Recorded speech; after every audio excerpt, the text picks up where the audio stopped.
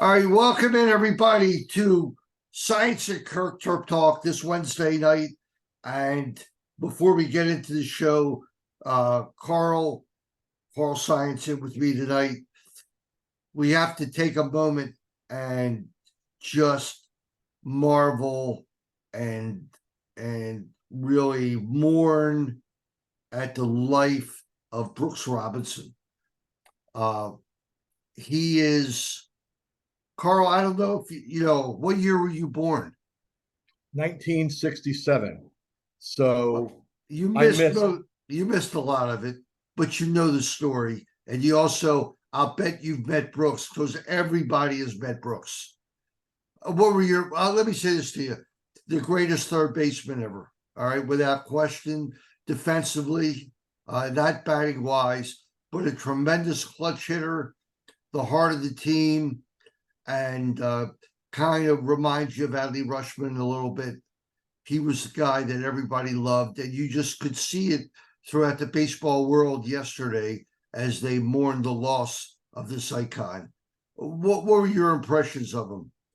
So I mean, my first memory regarding Brooks Robinson would definitely be, I think it must have been 1977. I think that's the year he retired.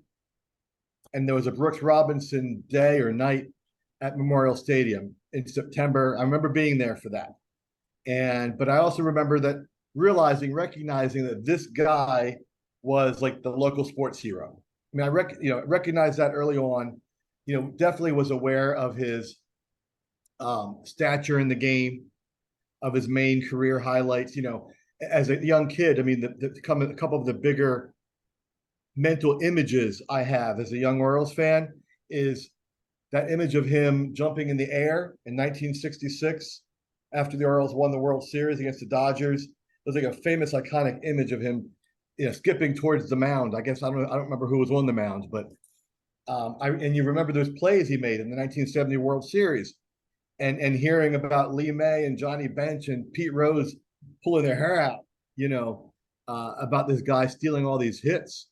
But mostly you learned about him, from my perspective, as a local hero, as a guy that it was more than just the sport on the field, about how he impacted the city and the community. He was definitely my first understanding of what a sports hero looked like.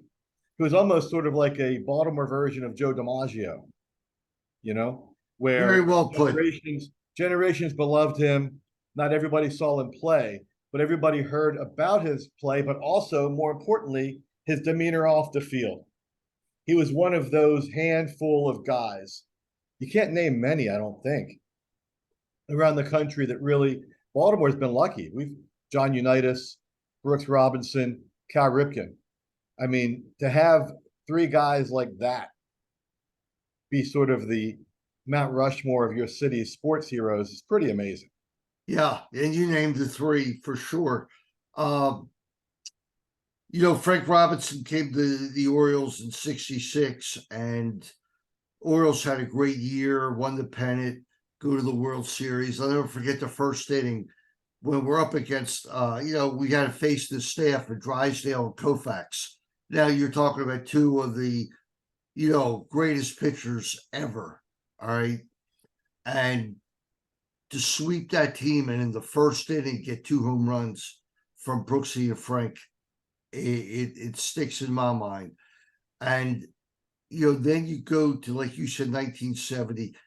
If you ever had like 12 hours to watch, highlights, it was play after play after play.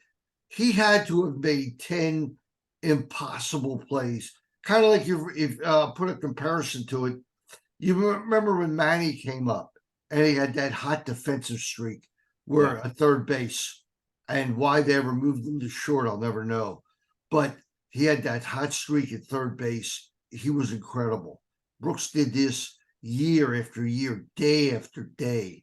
He was just, you can remember the eras because there were so few, but, and then I think his final toll was a 3-run pinch hit home run to win a game mid-season, and that was about it for him. Yeah, you're right. He You know, was unbelievable, but uh, it's sad that he didn't get a chance to watch this team because a lot of my friends know him because they live in Caves at Caves Valley, and that's where he lives. And all they did was just rave about him. What a great guy. And his health hasn't been great over the past years, but he's 86. right. But he didn't get a chance to see this team and maybe make a move. But it's so funny. Last night you texted me with the 1-0 win. Tell everybody the stat that just So blows you amazing. away. I mean, sometimes numbers are just numbers, right, Bruce? Right. But sometimes there's something mythical and mystical about numbers. And last night was one of those times. So the Orioles, of course, won against the Nationals last night, 1-0. A leadoff home run by our new young third baseman, of the future. I think he's the third baseman in the future. I assume that he'll be moving to third base. He can be wherever he wants. Okay? That's true. But we'll cross that bridge. But certainly the new star of the team, Gunnar Henderson, we win 1-0, and it turns out in Major League history, the player with the most RBIs in a 1-0 win is Brooks Robinson with 10 of them during his career, which is it's a really cool number to Well, know. it shows you how great the pitching staff was. All right. It does that. It also shows you that there's a lot of, you look at Brooks Robinson's numbers, especially, in today's world and the way that we look at numbers for baseball now, obviously they're much bigger now. There's a lot more guys hitting 40, 30, 40, 50 home runs. But back in his day, he really was known as a clutch hitter. And this is one stat that really does bear that out. For sure. All right.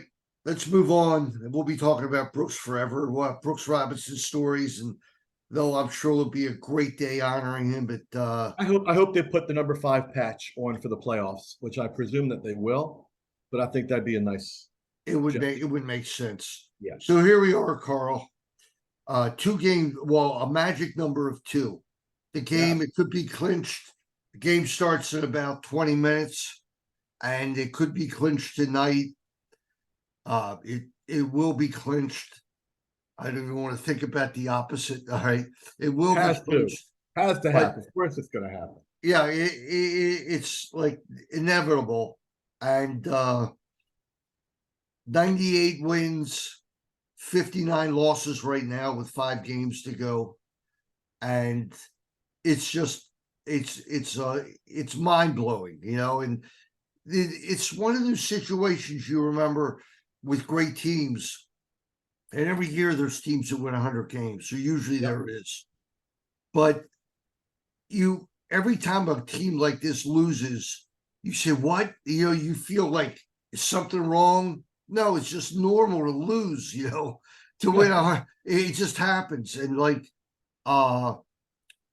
what I've loved is the way the pitching staff has developed. All right. And more so, I love what Kano did last night, striking out the side at the bottom of the 9th. And looking like his confident self again, which was nice to see. Well, look, you have right now, let's look at the starting staff for the playoffs. And it's so easy. Your question is, do you start Bradish or do you start Grayson? I don't know. Oh, I'll answer that. It's Bradish.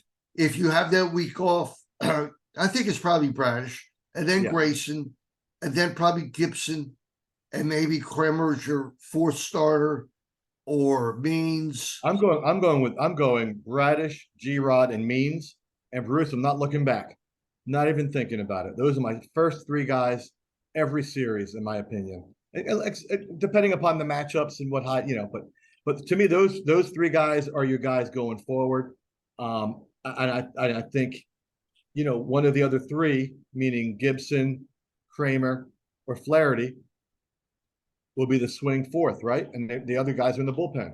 Yeah, I think Flaherty's in the bullpen for sure. Me too. And I don't know what's going to happen in that 4th spot. If it is, I think it might be Gibson. I think it's Gibson with a short hook, right? It could listen, it could be Gibson without a short hook because he's, these guys, I'm telling you that he's been there and he's better than we think. We're just judging. We're judging. This is what we're doing now is we're judging too hard. If a guy gives up 3 or 4 runs, we're looking at it like a bad performance. And if you go 5 innings and give up 3 runs, that's a good performance today. Yeah. The key is can the bats stay alive because we know the pitching is going to be somewhat strong. And then you have the bullpen. And when you put these starters in the bullpen, you have look, every game that we play in the playoffs, we're not going to get an 8-inning shutout performance. So somewhere along the line, somebody's going to get hit. It could be any of these guys. And then you could come in with another starter. Correct. All right. That's what happens. In the playoffs and everything else, you don't usually face a team for the 3rd time. When that 3rd time comes around, you're starting with the bullpen. Because when a guy's in trouble, that's when it normally is. So you got to watch that closely, but I don't know who it's going to be, but I'm not worried about it. I agree. The only thing, and I think that Brandon Hyde, and let's give him props. He's been unbelievable. And we're in this position now because starting about 40, 50 games ago, in my opinion, he has played every game like it's a World Series game. He has, a couple times he had to stay with the starter longer than he wanted to because of the bullpen needed rest, and the bullpen's been really, really burned out. But you saw what happened last night when the guys got rest, okay? When Kano had some days to pitch, and Cito Perez has kind of developed, and Cologne needs a little bit of rest between efforts. But it's just been an overall team effort, and what a fight of come behind victories. And to me, if we win the division and host that division series starting probably next Saturday or 2 Saturdays, is season's a success no matter what happens. Now, but however, it's time to get greedy because it's hard to get to that position. All right. And you got to take advantage of it. In your mind, does this team have the verve, the fight, the strength to make that move to go all the way? Okay. From a emotional and heart and fan standpoint, 100%. I think they have the right mix of youthful exuberance and naivete, right? I mean, I think they're going to love being on that stage. I don't think they're going to shrink from it at all. I think they're going to really feed off of it. I think they have some veterans, Gibson in particular, Frazier, I think, that, have been around long enough to know you don't take this for granted. And I'm sure that lesson will be imparted. But, but do they have the gumption? I mean, here's one thing to consider. The Orioles have had a long and great history, and they've had some amazing teams. But this team is only the 3rd to win 50 games on the road. 1980 and 1997. That means they've won more road games than the 66 Orioles, the 69 Orioles, the 70 Orioles, the 71 Orioles, the 79 Orioles, the 83 Orioles. They've won more road games than those teams. So that says something about their fortitude. That says something about their toughness. That says something about their competitiveness. I think being able to win on the road as a young baseball team and do it the way they did it this year, pretty amazing. So yeah, I think they've got what it takes. Carl, I only fear is that stage. Does the stage get too big? And I look at 2 guys to me that are going to be crucial in this series. We know with Adley, we know with Gunnar, they're pretty consistent in what they do. They draw walks, they get hits, and you go through the lineup. But to me, the strength of this team throughout the year have been the 3-4 batting positions, and that's Santander and Ryan O'Hearn and Mountcastle. And Mountcastle, I hope he's back. Okay. And Austin Hayes. Yeah. And it doesn't stop, but I think those positions are where the RBIs come in, and those positions are where the big hits are needed when the two guys are on base. I've seen in the past 3-4 games that the clutch hitting, the timely hitting has not been there.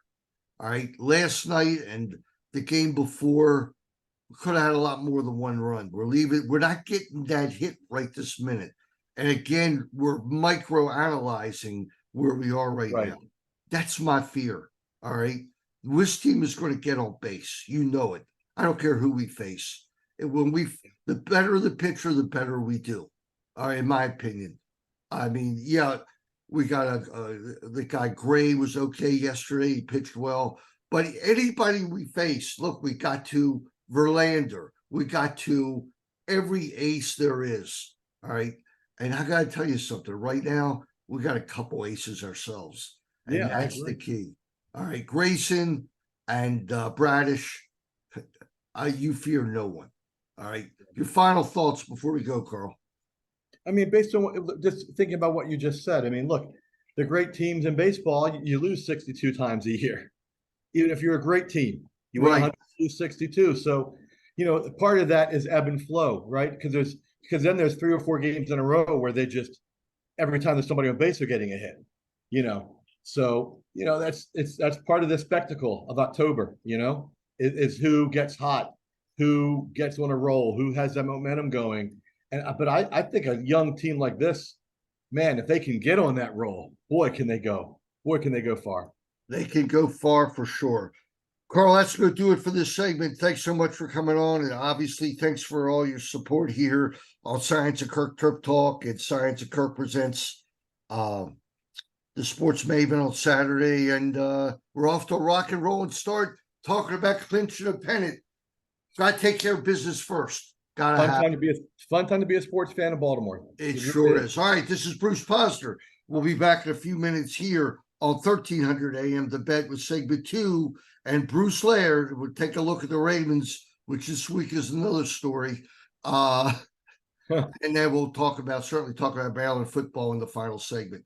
Back in a few here on Saiontz and Kirk Terp Talk.